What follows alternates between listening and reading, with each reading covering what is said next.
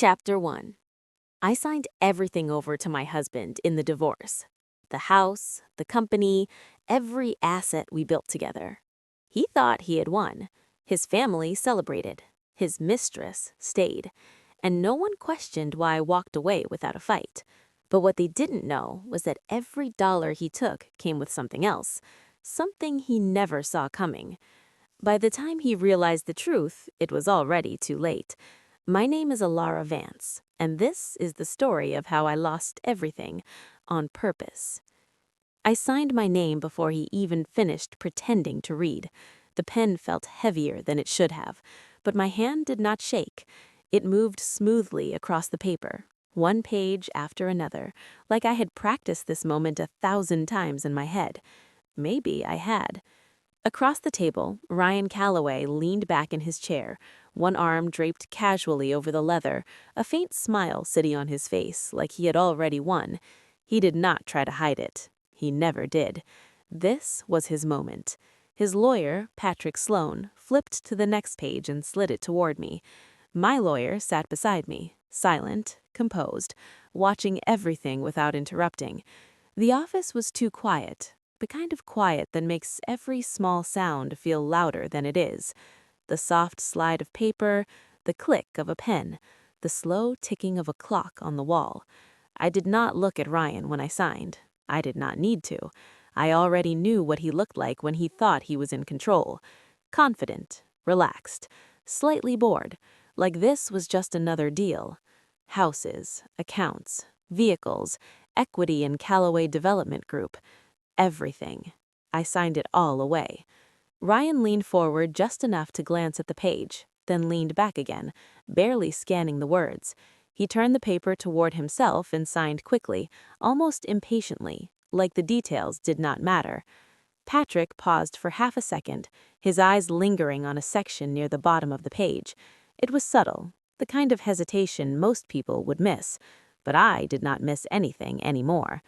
Ryan noticed it too. "What is it, Patrick?" "Just making sure everything is in order."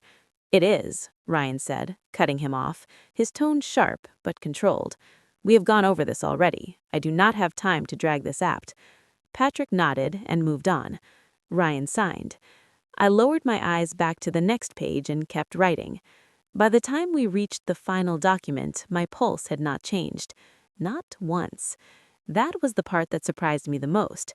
Not fear, not anger, not even sadness, just stillness. I placed the pen down after my last signature and folded my hands in my lap. For a brief moment, no one spoke.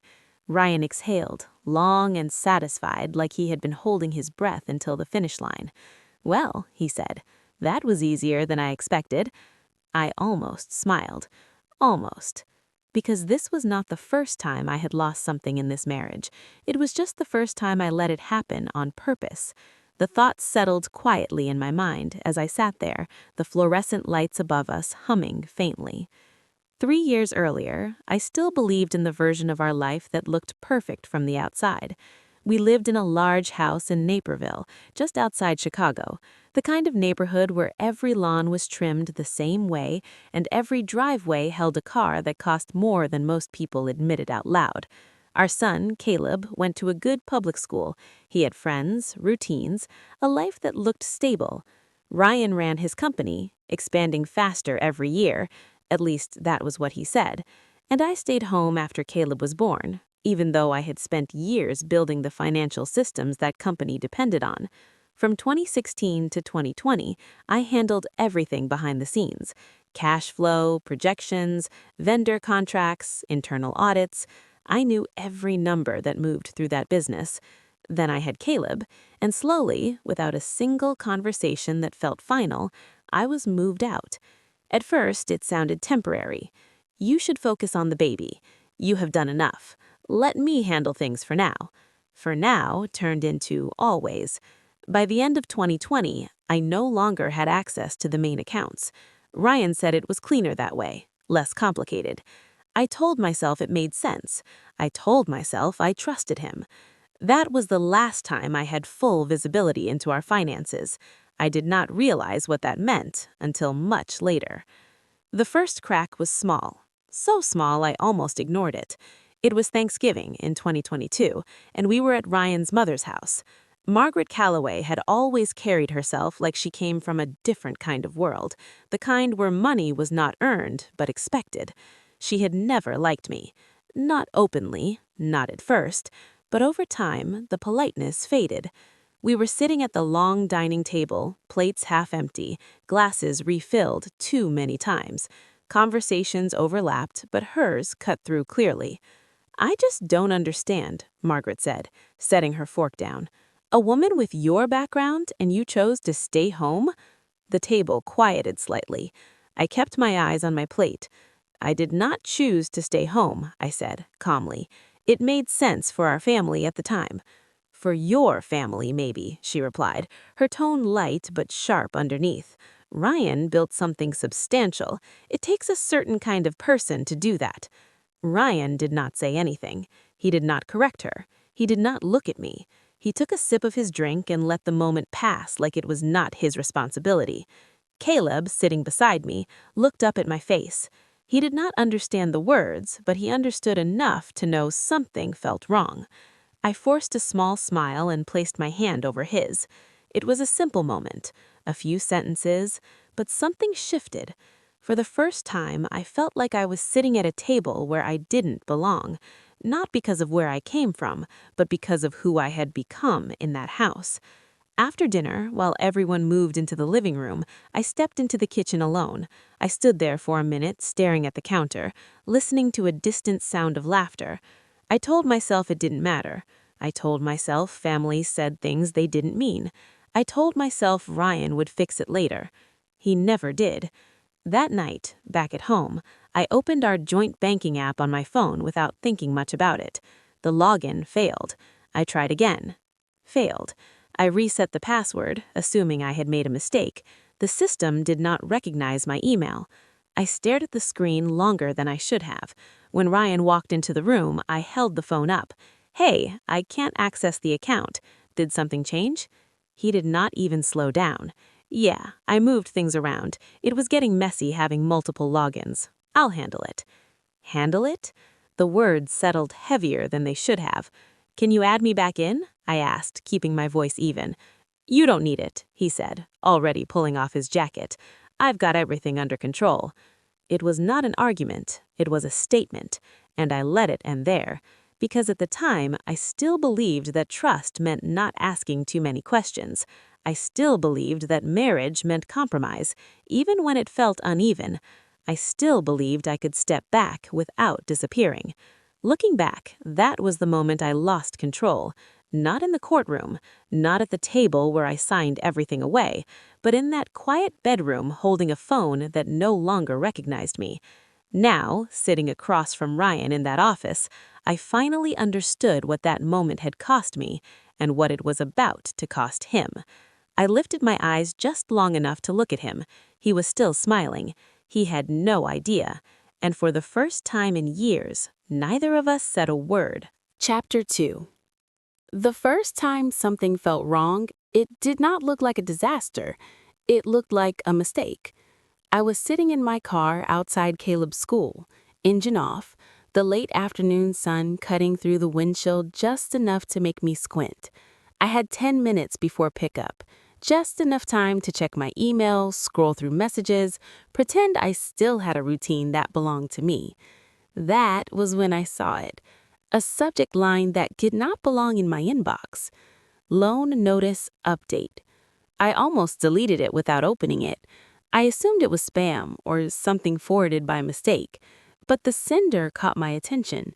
A regional bank I recognized, not personally, but professionally. I had worked with enough financial institutions to know the name was real. I opened it. The message was addressed to Ryan. It referenced Hale Urban Developments, and it listed a loan amount that made my chest tighten before I could even process why.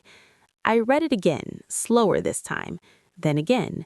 The number did not change. I stared at the screen until the letters blurred slightly, then forced myself to blink and refocus.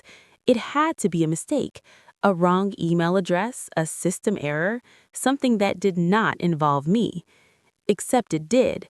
Because this email had been sent to an old address I used to manage the company accounts, an account I had not accessed in years. My hands stayed still on my lap, the phone resting lightly between them. I could hear the distant sound of children laughing somewhere across the parking lot, the slam of a car door, a parent calling out a name. Everything felt normal, too normal. I locked my phone and leaned back in my seat, staring at nothing for a moment. Then I unlocked it again and opened the email one more time, this time focusing on the details. Dates, payment schedules, outstanding balance. It was not one loan, it was multiple. I checked the timestamp. It was recent, not something from years ago that had been forgotten, something current, something active. I glanced at the clock. 2 minutes until pickup. I put the phone down. When Caleb climbed into the back seat, I smiled at him the same way I always did. "How was your day?" "Good. We had a math test. I think I did okay." I turned the key in the ignition and nodded. "I'm sure you did." He kept talking about his class, about a game they played during recess, about a friend who got in trouble for talking too much. I listened, responding when I needed to, my voice steady, my expressions normal. Inside, something had already started shifting. That night, after Caleb went to bed, I sat at the kitchen counter with my laptop open. For a long time, I did nothing. Then I logged into an old system I had not touched since 2020. I still remembered the credentials. The screen loaded slowly, as if it were hesitating, like it knew it should not be accessed anymore. When it finally opened, the interface looked outdated compared to the current software most companies used. But the data was still there. Archived reports, old projections, internal notes. I started with what I knew, cash flow. I pulled the last reports I had saved before I left. Then I compared them with what little recent data I could find. It was incomplete, fragmented, but enough to start forming a pattern. Money going out that I did not recognize, transfers that did not align with normal development cycles. I leaned closer to the screen, scrolling, clicking, opening file after file. My pulse stayed steady. That was the strange part. I was not panicking. I was calculating. Over the next few days, I kept coming back to it. Small windows of time when Ryan was out or in his office or distracted. I reconstructed what I could. Loan entries starting in late 2021, additional borrowing in 2022. By early 2023, the numbers had grown into something that could no longer be explained away as expansion or temporary leverage. It was debt, significant debt. I needed confirmation, not assumptions. I reached out to someone I had worked with before, Evan Carter, a loan officer at a regional bank. We had crossed paths years ago when I was still handling financial operations for the company. I sent a short message. "Hey, Evan, quick question. Have you had any recent dealings with Callaway Development Group?" He replied the next morning. "Hey, it has been a while. Why do you ask?" I hesitated before typing back. Just trying to understand something, nothing official. There was a pause before his next response came through. "I can't share details, you know." "I know. I'm not asking for specifics, just general direction." Another pause. Then a single line. "Things are tighter than they look." I stared at the message for a long moment. Tighter than they look. I typed again. "How tight?" This time, his response took longer. When it came, it was more direct than I expected. "If you're asking, you probably already know. It's not small." That was all he said, but it was enough. I closed my laptop slowly, my reflection faintly visible in the dark screen. For the first time, I allowed myself to say it clearly in my own mind. Ryan was not building something. He was holding something together. Barely. A week later, Tessa called me. "You free to talk?" "Yeah, what's going on?" I heard hesitation in her voice, which was unusual for her. "I saw Ryan last night." Something in my chest tightened, but my voice stayed calm. "Where?" "Corporate event downtown. I was there for work." I leaned against the counter, staring at the wall. And he wasn't alone. I closed my eyes briefly. "Who?" A woman, blonde, late 20s maybe. They didn't look like colleagues. I let out a slow breath. Did he see you? No, I left before that. There was a pause. I'm sorry, she said quietly. It's okay. You sure? I opened my eyes and looked around the empty kitchen. Yeah, I'm sure. We hung up a few minutes later, the conversation drifting to other things before ending. I stood there for a while after the call, not moving. Debt, secrets, another woman. Individually, each one could have been explained, denied, argued away. Together, they formed something else. A pattern. That night, Ryan came home later than usual. Busy day? He said, dropping his keys on the counter. I nodded. Sounds like it. He opened the fridge and grabbed a drink and took a long sip. Everything good here? Yeah. You and Caleb had dinner? We did. He didn't ask anything else. He didn't notice the way I watched him, not with suspicion, not with anger, but with something colder, observation. Later, after he went upstairs, I sat in the living room with my laptop again. I pulled up everything I had collected so far, emails, reports, fragments of transactions. I started organizing them, dates, amounts, sources. I built a timeline. 2021, first loan. 2022, second and third. 2023, escalation. By the time I finished, the total was clear. Over 4 million. I leaned back in the chair and stared at the ceiling. No tears came, no anger in the way I expected, just clarity. If I left now, if I confronted him, if I forced a separation without understanding the full structure of what he had built and hidden, I would be tied to it, legally, financially. I would carry part of that weight. The realization settled into place slowly, like something locking into position. If I walked away at the wrong time, I wouldn't be escaping. I would be stepping into the damage. I picked up my phone and opened the email again. Loan notice update. It no longer looked like a mistake. It looked like a warning. I closed it and opened a new folder. I started saving everything. Every email, every document I could access, every piece of information that connected one number to another. I didn't confront Ryan. I didn't ask questions. I didn't change my routine. In the morning, I made breakfast. In the afternoon, I picked up Caleb from school. At night, I sat beside him and listened to him talk about deals and meetings and plans that sounded impressive if you didn't know what was underneath them. I nodded when I needed to. I smiled when it was expected. And I watched. Weeks turned into months. Patterns became clearer. The more I looked, the more I saw, and the less I felt like a wife. One evening, I sat in my car again, parked in the same spot outside the school, the engine off, the world moving around me. My laptop rested on the passenger seat, open to a spreadsheet I had built from scratch. Rows of numbers, dates, connections. It was no longer confusing. It was structured, contained, understandable. I stared at it for a long time, then closed the laptop slowly. If I left now, I would lose everything. If I stayed, I might be able to control how it ended. I rested my hands on the steering wheel and looked straight ahead.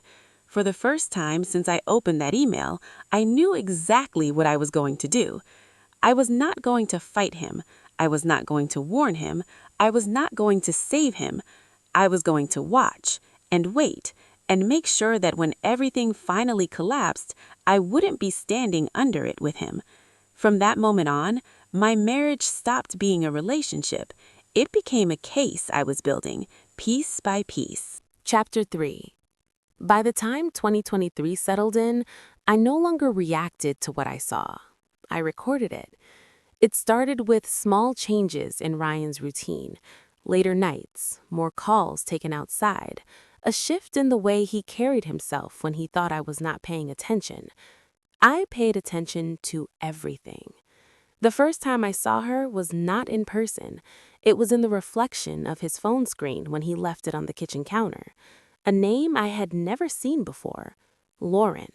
No last name, no context, just a thread of messages that disappeared the second the screen dimmed. I did not touch the phone. I did not need to.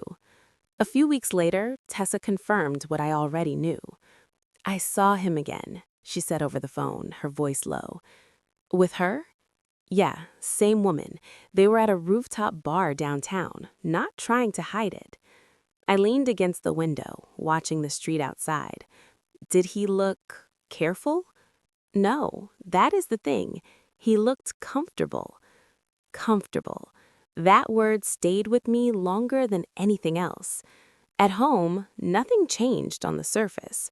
Ryan still walked in through the front door, dropped his keys on the same counter, asked the same empty questions. "Everything good here?" "Yeah." "You guys eat?" We did. But there were more nights when he did not come home at all. Caleb noticed before I said anything. One evening, he sat across from me at the dinner table, pushing food around his plate. "Dad does not come home anymore." I kept my tone even. "He's busy. Work has been a lot lately." He looked at me for a moment, like he was trying to decide if that answer made sense. "Oh." He nodded slowly and went back to his food. I watched him, a quiet weight settling in my chest, but it did not change what I did next. I memorized the moment, because this was not just about me anymore. It was about making sure he would not be standing in the fallout either. By December, everything had escalated. Christmas at Margaret's house was louder than usual. Too many voices, too much wine, too many opinions spoken without filters. I knew what was coming before it happened. Margaret never missed an opportunity. We were gathered in the living room, gifts stacked under the tree, conversations splitting into smaller groups. Ryan was across the room, laughing at something his brother said. He had his phone in his hand, glancing at it every few seconds. I stayed seated on the couch, Caleb leaning against me, half focused on a game on his tablet. Margaret walked over, her glass in hand, her expression polite in the way that always felt calculated. "You look tired," she said. "I'm fine." She tilted her head slightly. "It's just, I wonder sometimes if this arrangement still makes sense." I met her eyes. "What arrangement?" "You staying home, Ryan carrying everything. It's a lot for one person." Caleb shifted beside me. I felt his shoulder press into mine. "I used to handle a lot more than you think," I said quietly. She smiled, but there was no warmth in it. "Used to" is the key word. Across the room, Ryan glanced over. For a split second, our eyes met. He looked away. That was all it took. Margaret continued, her voice soft but clear enough for others nearby to hear.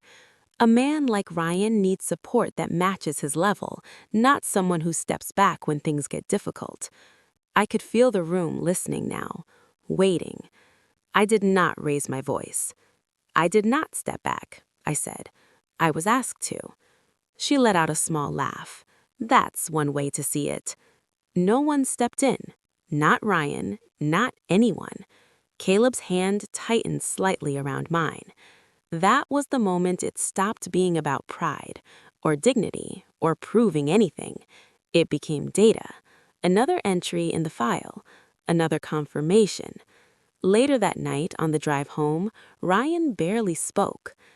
"You didn't have to make it a thing," he said finally, eyes on the road. "I didn't." "You know how she is." "I do." He exhaled, like that closed the conversation. It did not, but I let it end there, because I was no longer trying to fix anything. By early 2024, the pressure on him started to show. It was subtle at first, shorter patience, faster responses, calls that ended with him staring at his phone longer than usual. Then it became more obvious. One afternoon, I walked past his office door and heard his voice raised. "I told you I need more time." A pause. "No, that's not what we agreed on." Another pause. "I'm handling it." I kept walking. Later that week, I reached out to Evan again. "How bad is it getting?" There was a longer silence this time before he answered. "Worse." "Define worse." "If things don't shift soon, they'll start enforcing." Enforcing what? You already know. I did. Collections, legal action, asset seizure. I closed my eyes briefly, absorbing the weight of it. How long? Months, maybe less. That was all I needed. That was the timeline. When Ryan came home that night, he looked different. Not physically, but in the way he moved. Faster, less controlled. He poured himself a drink without saying anything. Long day? I asked. He gave a short laugh. You have no idea. I watched him for a moment. Anything I should know about? He looked at me, just for a second, then shook his head. No, I have it controlled. The same words, different meaning. Okay. That was the last time I gave him an opening. A week later, I sat across from Angela Pierce in her office downtown. She listened without interrupting as I walked her through everything, the loans, the accounts, the timeline I had built. When I finished, she leaned back slightly, her expression thoughtful. You've done more work than most clients I see. I needed to understand it. You do. She tapped her pen lightly against the desk. If you file for divorce now without a strategy, you risk being tied to a portion of this debt, especially if it's considered marital. I know. So what do you want? I did not hesitate. I want out, clean. She nodded slowly. Then you don't fight him for the assets. I held her gaze. Explain. You let him take everything, the company, the properties, all of it. And the debt? Follows the assets, if structured correctly. We build it into the agreement, clear liability transfer. I sat back slightly, letting the idea settle. He would never agree to that if he knew. He doesn't need to understand it fully, she said calmly. He just needs to want what you're offering. And he will. She gave a small, knowing smile. If he's under the kind of pressure you're describing, and if you believe you're walking away without a fight, he'll move fast. People in that position don't read every line. They look for the outcome they want. I thought about Ryan, about the way he had been acting, the urgency, the confidence, the assumption that I would resist. He'll want everything, I said quietly. Good, she replied. Then we give it to him. Silence settled between us for a moment. This was the point where most people would hesitate, second guess, ask if there was another way. I did not. What do you need from me? I asked. Everything you've already started collecting and time. We do this carefully. I nodded. I have both. By the time I left her office, the plan was no longer an idea. It was structured, intentional, final. 2 weeks later, Ryan brought up. We were in the kitchen. Caleb was upstairs. The house was quiet. This is not working, he said. I looked up from the counter. What is not? Us. I waited. I think it's better if we separate. Clean break. No drama. No drama. I almost admired the simplicity of it. And what does that look like to you? I asked. I keep the company, the properties. It's easier that way. You can take whatever you need otherwise. Whatever you need. I held his gaze for a moment, then nodded. Okay. He blinked. That's it? There's no point dragging this out, I added. Something in his expression shifted. Relief. Control. Exactly what he thought he was getting. Good, he said. Then we'll move forward. We will. I watched him walk out of the room, already reaching for his phone. And for the first time since all of this began, I felt completely certain. He was not walking away with everything. He was walking straight into it. Chapter 4. The day everything finalized felt strangely ordinary. The sky was clear, traffic moved like it always did. Nothing in the outside world reflected what was about to happen inside that office. Ryan was already there when I arrived. He stood near the window, phone pressed to his ear, his voice low but tense. I said I am handling it. A pause. No, that is not necessary. Give me until the end of the week. Another pause, longer this time. I will take care of it. He ended the call and turned as I stepped in. For a split second, something flashed across his face. Not fear, not yet, just pressure. You are late, he said. I'm on time. He checked his watch, then nodded like it did not matter. His lawyer, Kevin Dorsey, sat at the table with a stack of documents in front of him. He looked up briefly as I walked in, then back down again, scanning through the pages. Angela sat beside me once I took my seat, calm, focused, unmoving. The room settled into silence again, but this time it felt heavier. Kevin cleared his throat. We will go through this quickly, he said. Given that both parties have agreed to terms, this should be straightforward. Ryan leaned forward, resting his forearms on the table. Let us just get it done. Angela did not respond. She simply gave me a small nod. That was enough. Kevin began flipping through the documents, summarizing sections as he went. Division of assets, transfer of ownership, dissolution of shared accounts. His voice blended into the background. I watched Ryan instead. The way his fingers tapped lightly against the table, the way his eyes drifted to his phone every few minutes, the way he leaned forward just enough when certain sections were mentioned, then relaxed again when they passed. He was not listening. Not really. He was waiting. Waiting for the part where it was over. Kevin paused at one section, his brow tightening slightly as he read.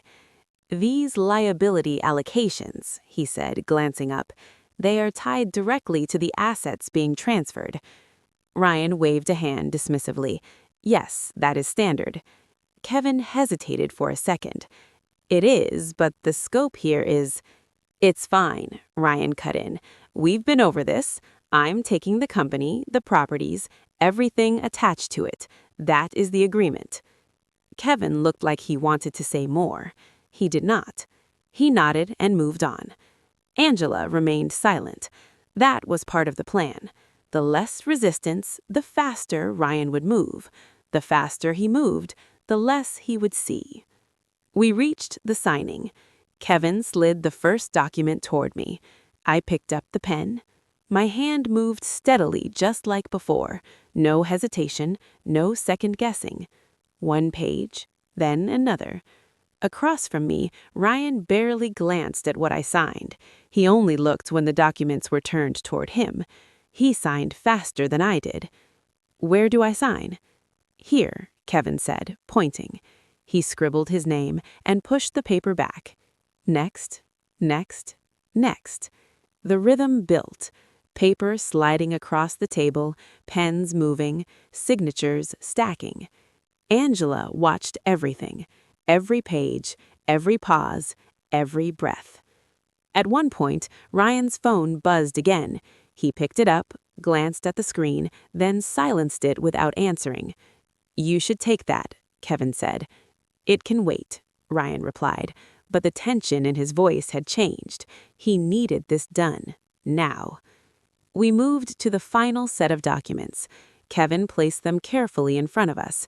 This is the comprehensive transfer agreement, he said. Once signed, all assets and associated obligations will be assigned as outlined. Ryan nodded impatiently. Yes, let us finish. I signed first, slowly, deliberately. Each letter clear, each stroke intentional. One page, then another. Across from me, Ryan barely glanced at what I signed. He only looked when the documents were turned toward him. He signed faster than I did. Where do I sign? Here, Kevin said, pointing. He scribbled his name and pushed the paper back. Next, next, next. The rhythm built. Paper sliding across the table, pens moving, signatures stacking. Angela watched everything, every page, every pause, every breath. At one point, Ryan's phone buzzed again. He picked it up, glanced at the screen, then silenced it without answering. You should take that, Kevin said. It can wait, Ryan replied, but the tension in his voice had changed. He needed this done, now. We moved to the final set of documents. Kevin placed them carefully in front of us. "This is the comprehensive transfer agreement," he said. "Once signed, all assets and associated obligations will be assigned as outlined." Ryan nodded impatiently. "Yes, let us finish." I signed first, slowly, deliberately, each letter clear, each stroke intentional. One page, then another. Across from me, Ryan barely glanced at what I signed. He only looked when the documents were turned toward him. He signed faster than I did. "Where do I sign?" "Here," Kevin said, pointing. He scribbled his name and pushed the paper back. Next, next, next. The rhythm built. Paper sliding across the table, pens moving, signatures stacking. Angela watched everything, every page, every pause, every breath. At one point, Ryan's phone buzzed again. He picked it up, glanced at the screen, then silenced it without answering. "You should take that," Kevin said. "It can wait," Ryan replied, but the tension in his voice had changed. He needed this done, now. We moved to the final set of documents. Kevin placed them carefully in front of us. "This is the comprehensive transfer agreement," he said. "Once signed, all assets and associated obligations will be assigned as outlined." Ryan nodded impatiently. "Yes, let us finish." I signed first, slowly, deliberately, each letter clear, each stroke intentional. One page, then another. Across from me, Ryan barely glanced at what I signed. He only looked when the documents were turned toward him. He signed faster than I did. "Where do I sign?" "Here," Kevin said, pointing. He scribbled his name and pushed the paper back. Next, next, next. The rhythm built. Paper sliding across the table, pens moving, signatures stacking. Angela watched everything, every page, every pause, every breath. At one point, Ryan's phone buzzed again. He picked it up, glanced at the screen, then silenced it without answering. "You should take that," Kevin said. "It can wait," Ryan replied, but the tension in his voice had changed. He needed this done, now. We moved to the final set of documents. Kevin placed them carefully in front of us. "This is the comprehensive transfer agreement," he said. "Once signed, all assets and associated obligations will be assigned as outlined." Ryan nodded impatiently. "Yes, let us finish." I signed first, slowly, deliberately, each letter clear, each stroke intentional. One page, then another. Across from me, Ryan barely glanced at what I signed. He only looked when the documents were turned toward him. He signed faster than I did. "Where do I sign?" "Here," Kevin said, pointing. He scribbled his name and pushed the paper back. Next, next, next. The rhythm built. Paper sliding across the table, pens moving, signatures stacking. Angela watched everything, every page, every pause, every breath. At one point, Ryan's phone buzzed again. He picked it up, glanced at the screen, then silenced it without answering. "You should take that," Kevin said. "It can wait," Ryan replied, but the tension in his voice had changed. He needed this done, now. We moved to the final set of documents. Kevin placed them carefully in front of us. "This is the comprehensive transfer agreement," he said. "Once signed, all assets and associated obligations will be assigned as outlined." Ryan nodded impatiently. "Yes, let us finish." I signed first, slowly, deliberately, each letter clear, each stroke intentional. One page, then another. Across from me, Ryan barely glanced at what I signed. He only looked when the documents were turned toward him. He signed faster than I did. "Where do I sign?" "Here," Kevin said, pointing. He scribbled his name and pushed the paper back. Next, Next, next. The rhythm built. Paper sliding across the table, pens moving, signatures stacking. Angela watched everything, every page, every pause, every breath. At one point, Ryan's phone buzzed again. He picked it up, glanced at the screen, then silent. Chapter 5. The collapse did not happen all at once. It happened in layers. The first thing to disappear was not money, it was her.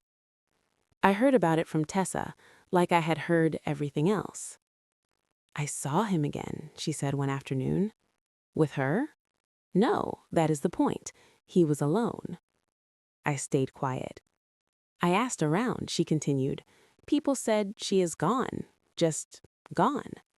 No argument, no scene, no explanation, just absence. It made sense. People like her were drawn to momentum, to success, to the illusion of something rising, not something falling. Ryan never mentioned her, not once. By then, we were already living separate lives. The divorce had been finalized, the paperwork processed, the names removed from shared accounts, shared assets, shared anything. What remained was his, including everything attached to it. A few weeks later, I saw Margaret at a grocery store. She was standing near the produce section, examining something in her hand. For a moment, I thought about walking the other way. Then she looked up and saw me. There was a flicker of recognition, then something else. Not hostility, distance. "Hello," she said. "Hi." We stood there for a second, the space between us filled with things that did not need to be said. "How are you?" she asked. "I am good." She nodded slowly. "That is good to hear." She did not ask about Ryan. She did not defend him. She did not say anything at all about the situation that had once defined every interaction between us. Instead, she adjusted her grip on her purse and gave a small, polite smile. "Take care of yourself." "You too." Then she walked away. Just like that. The woman who once made sure I felt small at every opportunity now acted like I was someone she barely knew. It was not victory. It was something quieter. Detachment. By early spring, the news became harder to ignore. Not publicly, not at first, but within the circles that had once supported him. Calls stopped being returned. Meetings were canceled. I heard it from Evan again. "It is happening," he said. "How bad?" Chapter 7. I closed my eyes briefly. Already? He could not hold it together. They moved faster than expected. I leaned back in my chair, staring at the ceiling. Assets? Liquidation. Everything tied to the company. Everything. The office, the developments, the properties he had insisted on keeping. All of it. "And the rest?" I asked. There was a pause. "He still owes a significant amount, rough estimate around $3 million after liquidation." I let out a slow breath. "Okay." "You sound calm," Evan said. "I am." He did not question it. After the call ended, I sat there for a while, letting the reality of it settle, not because I was surprised, but because it was real now, no longer projections or timelines on a spreadsheet, actual consequences. A few days later, I drove past the house we used to live in. There was a sign in the front yard. For sale. The lawn was still trimmed, the exterior still clean. From the outside, it looked like nothing had changed, but I knew better. I kept driving. I did not slow down. I did not stop. I did not feel the need to. That house had never been mine in the way I once believed. It had been part of a structure that no longer existed. A week after that, I saw Ryan. Not planned, not arranged, just coincidence. I was leaving a small office building where I had been meeting a client, doing freelance accounting work, simple contracts, clean books, no hidden layers.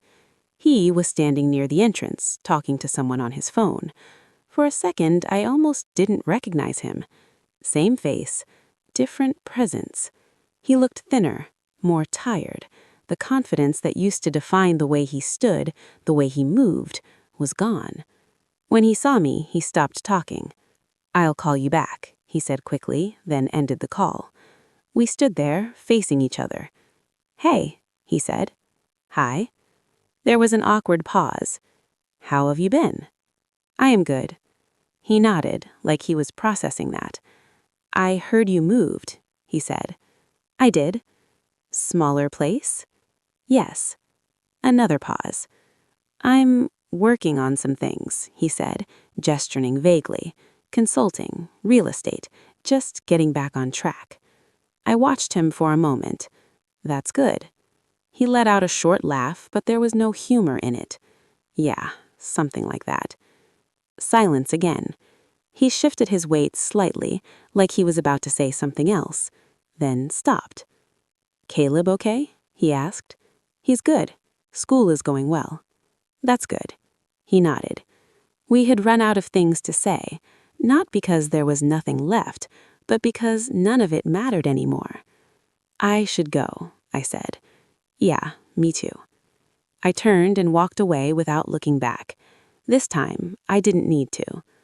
Life moved on in ways that didn't feel dramatic.